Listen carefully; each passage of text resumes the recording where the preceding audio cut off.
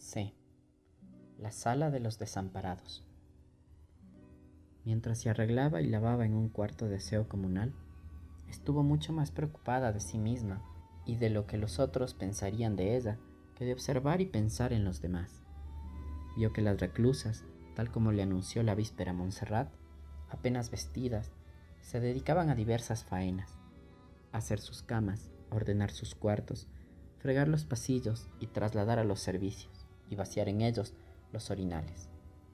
La primera vivencia que quedó en ella fue ese cuadro entre cómico y peregrino, pero que juzgó triste y desolador, y en cualquier caso inusual a sus pupilas.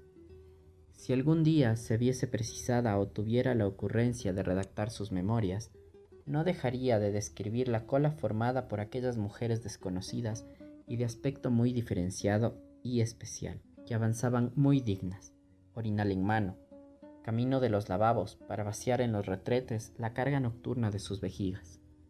Observó al punto que las primeras que concluían aquellas funciones rutinarias salían del pabellón y se dirigían a las escaleras.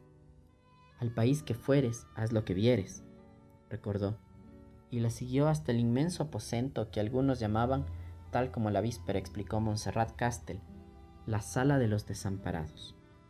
Por una puerta iban entrando muy espaciadas, como las perdices chorreadas en los ojeos, las mujeres, y por otra puerta los hombres.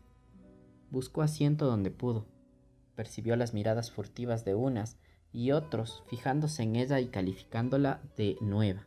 Se propuso hablar lo menos posible para no equivocar los síntomas de su enfermedad fingida, y al advertir que alguien se acercaba para decirle algo, y no deseando que nadie le hablase, bajó los ojos y los mantuvo largos ratos fijos en el suelo.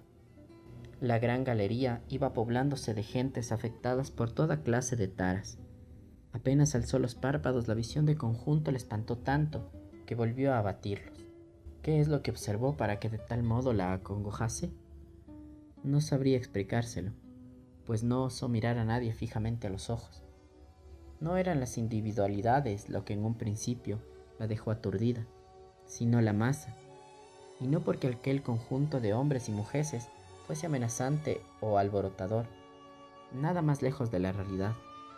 Dada la cantidad de gente allí reunida, las voces eran sensiblemente más apagadas que en cualquier otro lugar multitudinario. La sala de espera de una estación, por ejemplo, o la recogida de equipaje de un aeropuerto. Lo primero que advirtió es que eran distintos.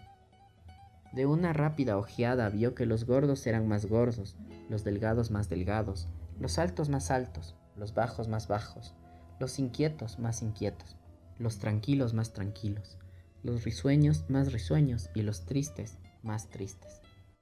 Resbaló la mirada sobre los que parecían malformaciones visibles de los rostros o el cuerpo, mongólicos, babeantes, jorobados, enanos, gigantes, boquiabiertos, rehuyendo el contemplarlos. También eran muchos más los rostros y los cuerpos bien configurados. Con esto y con todo, lo que daba un aire siniestro al conjunto era la proporción de deformes y de feos. Eran menos, pero eran muchos. Observó que algunos fumaban e instintivamente quiso echar mano de sus cigarrillos. No tenía. Se los habían quedado en la aduana. Alguien a su derecha lo advirtió. Le ofreció uno y aproximó la brasa del que estaba fumando para que ella lo encendiese. Alicia rehusó, dio las gracias con un ademán y se levantó de su asiento, sin mirar al que tuvo esa atención con ella. Solo vio su antebrazo, un jersey castaño, el borde del puño de una camisa blanca y una mano de hombre. Dudó hacia dónde dirigirse, pues tenía la sensación de que miles de ojos la espiaban. Alejándose hacia el fondo de la galería, poco a poco se fue animando a contemplar a los residentes. Era preciso acostumbrarse, encallecerse. Entre aquella población alucinada debía descubrir a un hombre que rondara los 50 años, de contextura atlética, que pudiese y supiese escribir, de caligrafía estrafalaria y poseído del capricho de utilizar bolígrafos de distintos colores para estampar cada letra. Si no se atrevía a mirarlos cara a cara, ¿cómo llegar a conocerlos? Sin conocerlos, ¿cómo descubrir al que buscaba? Ella estaba allí, al servicio de su cliente, Raimundo García del Olmo. No debía olvidarlo. Un individuo de las características de su hombre tipo estaba de pie en el centro mismo de la galería mirándola acercarse. Movió los brazos agitadamente como si nadara hacia ella, mas sus pies permanecían quietos. Con voz estropajosa pero entendible exclamó: ¿Por qué has venido? ¿Dónde estabas? Yo no estoy muerto, ¿verdad? Estremecióse Alicia y no sabía si quedarse quieta o seguir andando. Aquel hombre la miraba y no la miraba, le hablaba y no era a ella a quien hablaba. Se diría que estaba soñando. Ah, ¿por qué no se quedó sentada donde antes? Muy alterada y conmovida, desvióse del nadador y siguió galería adelante, donde había menos gente que en la parte central. En aquel rincón había sillas vacantes, y en sus vecinos, todos autistas o solitarios, no hablaban entre sí. Sentóse en una de las sillas. ¿Qué es lo que vieron sus ojos? ¿Le engañaba la vista o estaba padeciendo una alucinación? Un hombre tumbado sobre la losa dormitaba con gran placidez, su cabeza alzada a 30 centímetros del suelo. Semejaba descansar cómodamente en una almohada, mas tal almohada no existía.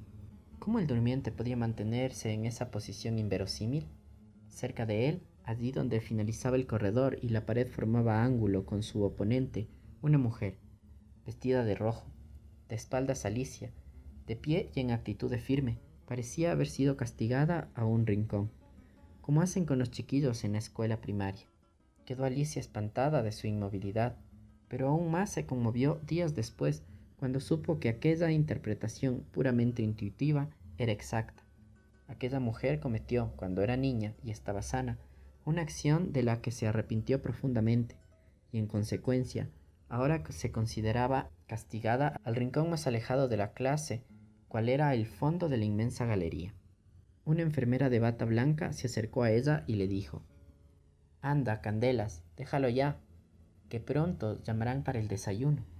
Volvióse la castigada y pudo Alicia verle la cara. El rostro de la llamada Candelas era el de la mujer sana, de unos 40 años, perfectamente normal. Su dolencia no afectaba a su físico, sino a las entrañas de su espíritu. Llagado por un recuerdo infamante e incógnito, trémula y acongojada, vio a la enfermera despertar al durmiente y aconsejarle que fuese acercándose hacia donde estaban todos, pues pronto los llamarían al comedor. Al ver a Alicia, preguntóle si necesitaba ayuda. Respondió que no, aunque no entendió bien a qué ayuda se refería, e incorporándose, desanduvo el camino de antes. Alguien le aclaró días más tarde que esa almohada invisible en la que reclinaba su cabeza el dormirón existía en realidad. Existía con forma, peso, volumen y consistencia en la mente de ciertos enfermos. Tan de verdad era, y tantos los que la usaban, que tenía un nombre: la almohada esquizofrénica. Y también supo que el hombre de apariencia normal, que parecía nadar hacia ella como soñador, estaba soñando en efecto, soñando despierto. Padecía lo que los médicos denominaban delirios oníricos. Por mucho que quisiese dominarse y no mirar a los singulares, sus ojos se le escapaban hacia ellos como imantados. Sentíase aturdida, espantada, estremecida, pero ello no era óbice para que dejase de observarlos. Se le quedó fijada la imagen de un gigante de andar torpe y profunda obesidad, hombros anormalmente caídos, ojos bovinos y boca perpetuamente abierta, que escogió con tanta lentitud como minuciosidad el lugar en que había de sentarse, y la de una especie de gnomo jorobado, de cabeza desproporcionadamente grande para su cuerpo, de inmensas orejas voladoras, nariz curva y derrumbada hasta más abajo del labio inferior, frente estrechísima y labios que sonreían perpetuamente y que eran de la forma exacta de una media luna cuyos extremos llegaban de oreja a oreja, y la de una anciana muy pequeña y de cara más pequeña aún de lo que correspondía a su cuerpo, con los morritos en punta, cual si fuese a echarse a llorar o estuviese profundamente enfadada, y la de un languirucho delgadísimo, de aspecto aquijotado, nuez muy pronunciada, pelos hirsutos y mirada de loco. Todos lo eran, pensó Alicia, pero así como otros traslucían en los suyos idiotez, tristeza, falta de fijación, o eran radicalmente normales, éste los tenía bulliciosos, patinadores, gesticuladores, parlanchines. Intuyó Alicia que tal individuo hacía ímprobos esfuerzos para acercarse a ella y entablar conversación. Creyó entenderlo así por sus posturas inusuales, sus nerviosas cortesías y la posición de sus piernas predispuestas a una reverencia, cual las que hacían los cortesanos al bailar el rigodón. Mas ella lo rehuía, cambiando de sitio o alejándose, lo que producía inequívocas muestras de desaliento en su hipotético galanteador. Al gordo lo bautizó Alicia para sí el hombre elefante, al de las grandes orejas y la boca en forma de luna, el gnomo, a la vieja de los morritos, la Malgenio, y al de los ojos alocados, Don Quijote. Bien que pronto tuvo que variarle de apodo y adaptarlo al de la comunidad, pues era de todos conocido como el autor de la teoría de los 9 universos, seudónimo que alternaba con el de el astrólogo, el amante de las galaxias o simplemente el galáctico. Oh Dios, ¿qué había detrás de aquellas frentes? Qué infinita variedad de dolencias, congeladas o en evolución, las que dejaban traslucir tan diferentes miradas, posturas y actitudes. Había un hombre alto, delgado, de largas piernas y brazos, casi totalmente calvo y pecho hundido, que no había dejado de llorar desde que Alicia le vio por primera vez. No miraba a nadie, no gritaba, no hipaba. Su llanto era silencioso, como esa lluvia que en Santander llaman rosaura y en Vasconia sirimiri. Y la tristeza que emanaba de su rostro era de tal gravedad y sinceridad que conmovería a las mismas piedras si éstas poseyeran la virtud de la compasión. Tan contagiosa era su pena que algunos de los reclusos más próximos a él, al contemplarle, lloraban también. Las dos personas que junto con el caballero llorón, pues en efecto su atuendo y aspecto era el de un caballero, hirieron más hondamente por su comportamiento la sensibilidad de Alicia. Eran un ciego, como supo enseguida, que mordisqueaba con saña el puño de su bastón, como si quisiese comerlo, y una preciosa muchacha rubia, de rasgos perfectos y armoniosos, de figura tan frágil que se diría de porcelana, la cual apenas la soltó de la mano una enfermera que la trajo hasta allí, se sentó cara a la pared y comenzó a ladear el cuerpo de izquierda a derecha y de derecha a izquierda rítmicamente, monótonamente, sin pausa y sin descanso. Tan abstraída estaba Alicia al contemplarla, calibrando cuánto duraría aquel ejercicio, que tardó en notar y más tarde en entender qué significaba un pegajoso calor que notó en sus asentaderas. Volvióse y quedó paralizada por la sorpresa y la indignación, al ver junto a ella el chepudo de las grandes orejas palmeándole impúdicamente las nalgas. «¿No llevas corsé?», dijo éste con voz tartajosa y acentuando su sonrisa. «No, no lo llevo», respondió Alicia, retirando con violencia las manos intrusas. «Mi mamá sí lo llevaba, y Conrada también, y Roberta también, pero la Castel no, y la duquesa tampoco, y tú tampoco». No tuvo tiempo de tranquilizarse al considerar que su trasero no era el objeto exclusivo del gnomo, especializado por lo que oía en palpaciones similares, pues un individuo de no más de 30 y pocos años, hombretón, atlético, bien conformado y físicamente atractivo, alzó al orejudo por las axilas y lo echó de allí. «Vete de aquí, lapa, que eso eres tú, una lapa. ¿No sabes distinguir lo que es una señora de las putas como tu madre?» Alicia, que se sintió halagada por la primera parte de la regañina, al oírse llamar señora, a pesar de su atuendo, quedó aterrada por la dureza de la segunda. Le parecía atroz y cruel tratar así a un débil mental, como sin duda lo era el de las grandes orejas, a pesar de que éste no pareció enfadarse y se alejó, riendo más que nunca en busca de nuevas nalgas. Eligió las de un hombre, casi tan grande como el elefante, que estaba quieto, de pie en el centro de la sala, y que no se movió ni defendió ante la provocación del tonto. Alicia reconoció en él al hombre de cera, a quien también denominaban la estatua de sí mismo, y a quien había visto cenar la noche anterior. «No me juzgue mal, señora, si le he parecido demasiado duro», dijo el recién llegado. «Y usted no dude en abofetearle si lo repite. Le sirve de lección, no se enfada y no es reincidente con quienes le castigan. ¿Me permite que me siente junto a usted? Por favor, hágalo». Antes le ofrecí un cigarrillo y me lo rechazó. ¿Puedo ofrecérselo ahora?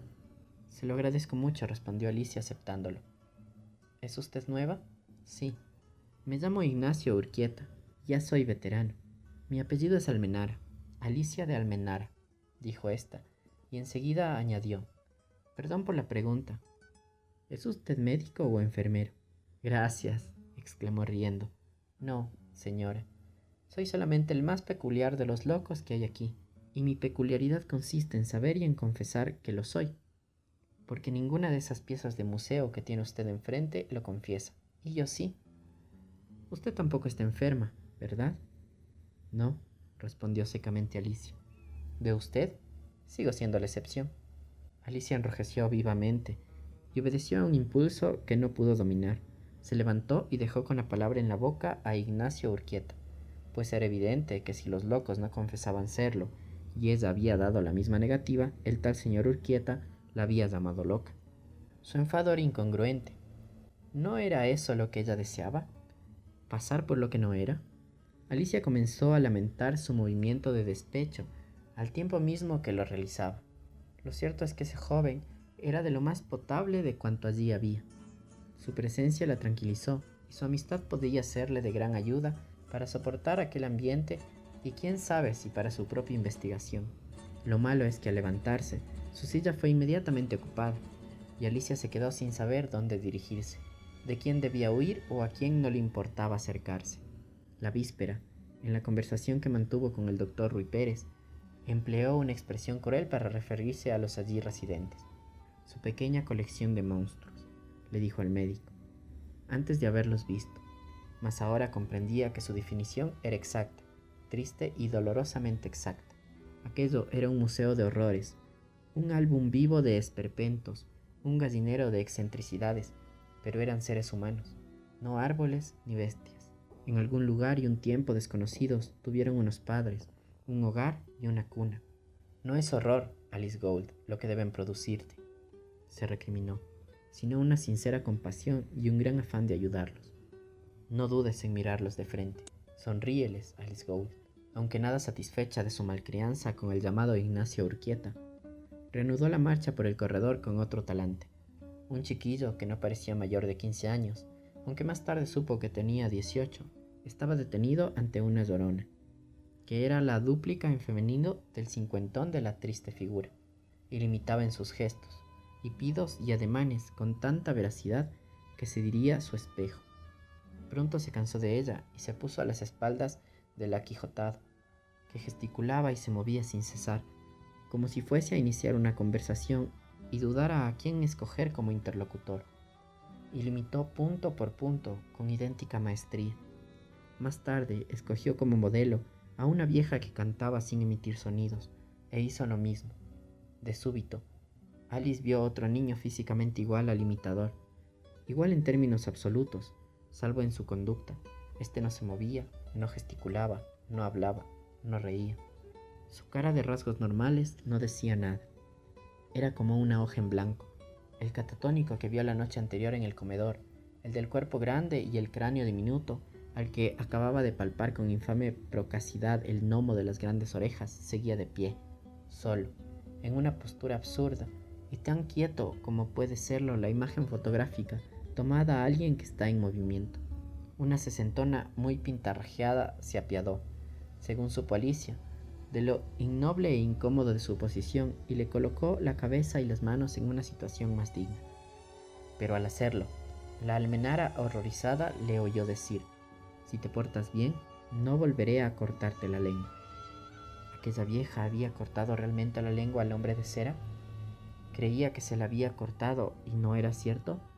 ¿O sus palabras tenían una acepción simbólica que significaba otra cosa distinta? Todo era posible en aquel reino de lo absurdo, donde la extravagancia es ley. ¿Cómo podré entre tanta gente y gente tan peculiar?, se dijo Alice Gould. No digo culminar, sino siquiera iniciar una investigación. Si el doctor Alvar estuviese en su puesto, otro gallo me cantara. Pero el doctor Alvar no está, y no debo esperar a su regreso para formarme un juicio. Tal vez entre todos estos perturbados haya más de un criminal, pero el homicida que yo busco es solo uno, y conozco su letra. En estas cavilaciones andaba cuando advirtió frente a ella la cara sonriente y amical de Ignacio Urquieta. Le debo una explicación, señora de Almenara. Tal vez haya estado un poco brusca al levantarme tan intempestivamente, se disculpó ella. Sentiría de verdad haberla molestado. Tuve la intuición de que usted y yo llegaríamos a ser amigos y... Seremos amigos, exclamó Alicia. No hablemos más del tema. Además, le necesito a usted para que me aclare algunas cosas. He visto un niño muy guapo, chico, que se dedica a imitar a todo el mundo. Y más lejos, otro igual, solo que más pacífico. ¿Son hermanos gemelos? Sí, pero ellos lo niegan o fingen no saberlo. Sus padres eran ambos oligofrénicos. No sé quién tuvo la humorada de bautizarlos Rómulo y Remo. ¿Cuál es Rómulo? El mimético, el imitador. El otro, el que no molesta a nadie, es Remo. ¿Y no se reconocen como hermanos entre sí? No. Rómulo dice que su hermanita es la niña oscilante, y en cuanto se agota de hacer gansadas, se sienta junto a ella y le da conversación y la mima. ¿Y es su hermana realmente? No, en absoluto, pero él lo cree así y mataría a quien le contradijese. ¿Ha dicho usted mataría? ¿No es exagerado afirmar eso? No, no es exagerado. Sintió Alicia una indefinible angustia. Cuando aceptó la proposición de García del Olmo, no supo dónde se metía. Raimundo García del Olmo, su cliente, le firmó un cheque como adelanto por la investigación que le encomendaba, con la promesa de pagarle una cantidad igual si la llevaba a buen término. Le pareció una cantidad exagerada. Nunca había cobrado tanto por un trabajo. Ahora, al considerar el ambiente en el que se había de actuar, comprendía que sus honorarios no estaban injustificados. Parece usted distraída, Alicia. En efecto, lo estaba. Le ruego me disculpe. Quiero hacerle una pregunta. Ahora vamos a desayunarnos. No tardarán en avisarme. De entre toda esta tropa que le rodea, ¿junto a quién le gustaría sentarse? Junto a usted, desde luego. Pero no se envanezca. La verdad es que tengo un poco de miedo. ¿Hay un sitio libre en su mesa? No, no lo hay. Pero eso lo arreglamos enseguida. Venga conmigo. Cruzaron unos metros e Ignacio se acercó al hombre que lloraba. Le colocó amistosamente las manos en los hombros. ¿Cómo van esas penas, don Luis? Mal, muy mal, respondió éste. Vamos, vamos, levántese ánimo. De cuando en cuando conviene pensar en cosas alegres. El llamado don Luis alzó los ojos con tal expresión de gratitud que Alicia no pudo por menos que admirarse. Lo que me consuela, dijo, es saber que tengo buenos amigos como usted, que me aprecian y me comprenden. Esta tarde le contaré el chiste más gracioso que he oído en mi vida. Le juro que le haré reír a usted. El hombre sonrió y dejó de llorar. Cuéntemelo ahora. No, porque quiero presentarle a esta amiga mía, que ingresó ayer en el hospital. Don Luis Ortiz, esta es Alicia, señora de Almenara. Don Luis se puso muy ceremoniosamente en pie e inclinó la cabeza. No le doy a usted la mano, dijo sombríamente el hombre, porque usted no merece que yo la contamine.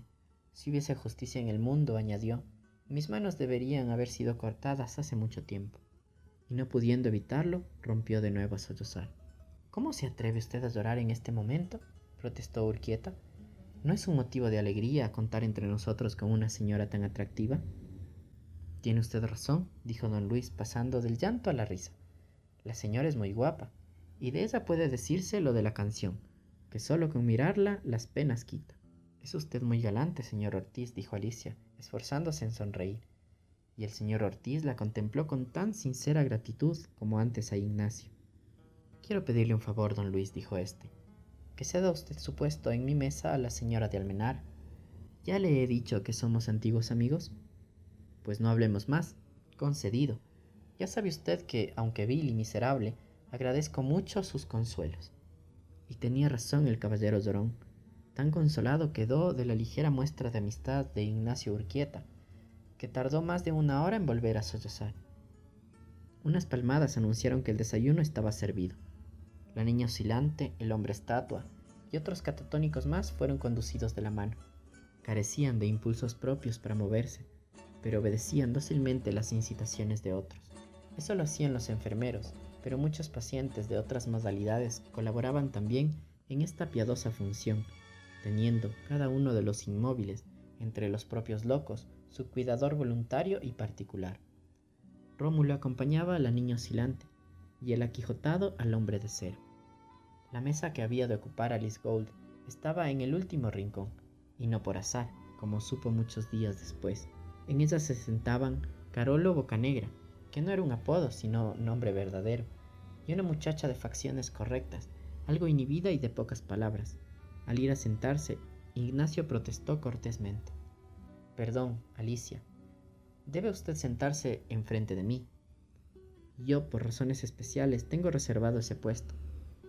Obedeció, de suerte que ella quedó de cara al inmenso refectorio y Urquieta de espaldas a la sala, y sin visibilidad, por tanto, respecto a los demás comensales. «Me temo», dijo Ignacio, «que el peso de la conversación recaerá exclusivamente sobre nosotros, porque aquí la señora Maqueira habla muy poco, y el señor Bocanegra aquí presente es mutista». «Hablo poco», protestó la joven, «por culpa de la insulina». Y en efecto no abrió la boca a partir de entonces más que para comer, y con gran apetito, por cierto. «¿Qué quiere decir mutista?», preguntó tímidamente Alicia dirigiéndose a Carolo. Ignacio respondió por él. «Mutistas son los que no hablan». «¿No puede usted hablar?», preguntó asombrada Alicia al señor Bocanegra. El hombre sacó un cuadernillo de hule que llevaba siempre en su bolsillo y escribió a grandes rasgos con un rotulador naranja: «Sí puedo, pero no me da la gana». Abrió Alicia grandes ojos, pero se abstuvo de reír o de comentar, que eran las dos cosas que le pedía el cuerpo. La visión del comedor y de las muy distintas actitudes de los residentes la colmó de perplejidad. Algunos comían con desesperante parsimonia, otros engullían, devoraban con avidez animal e insaciable. Entre los primeros los había que desmenuzaban el pan en partículas minúsculas y las observaban, y hasta las olían antes de llevárselas a la boca, y aún entonces no las masticaban, sino que las degustaban antes de tragarlas, cual si temieran ser envenenados. Y lo temían, en efecto. Entre los segundos había quienes robaban las raciones de sus vecinos, quienes rugían de placer al masticar los alimentos, quienes reían tras cada bocado, quienes rodeaban con sus brazos el condumio, creando una pequeña ciudad amurallada de imposible acceso, para los amigos de los alimentos ajenos. Había, en fin, aquellos a quienes era obligado llevar los alimentos a la boca, o bien porque no podían valerse por sí mismos, o porque se negaban a comer, y aún entre estos cabía distinguir dos grupos: los radicalmente faltos de apetito, y los que mantenían esa actitud solo por fastidiar y obligar a sus cuidadores cruelmente a este notable esfuerzo suplementario.